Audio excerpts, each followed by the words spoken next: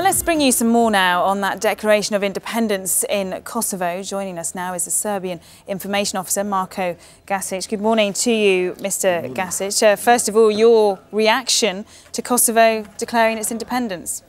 Well, the Albanians in Kosovo have declared themselves independence on many occasions, and there's nothing new about that. What's new is that a superpower has decided to support them and to dragoon everyone else along as well. I should say that the United Nations Charter was established in a blaze of glory in 1945, the Helsinki Final Act trumpeted with much fanfare in 1975, but now George Bush and Angela Merkel are killing it, international law, by Europe's back door, sadly with Britain and France threatening to be in their usual appeasement role of this kind of might against right. Well, I think others would argue that this is just the US doing it. You know, we've seen jubilation on the streets of Pristina. Many in Kosovo are wanting this independence. Yeah, the sad thing is that the national extremists, the greater Albanian national extremists, have taken over and have particularly had free license to roam and ethnically cleanse since NATO occupied the province in 1999. We've seen, according to the field officers of the UN, their own reports, 220,000 people ethnically cleansed forever in 1999, never having returned, 150 priceless Orthodox Christian churches destroyed in a systematic campaign of arson and destruction. The message to all non-Albanians, sadly, from the great Albanian chauvinists is out, we want you out, we want the land. It's a land grab, pure and simple.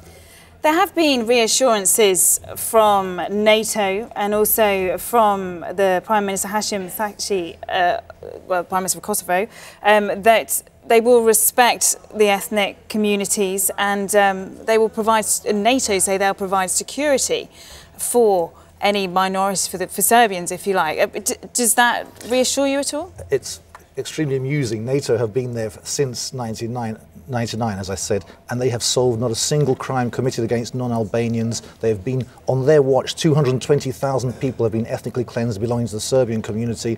The Bosnian Muslims who live there, the Egyptians, the Jews, the Gorani, all the non-Albanian communities have been subject to pogroms and cleansing, eviction and extermination, and NATO have stopped none of it. And when in 2004 dozens of people were killed and dozens of churches destroyed, NATO troops stood idly by protecting themselves. That's not a kind of reassurance that I could accept. So as far as you're concerned, do you see more violence and more trouble now in the region?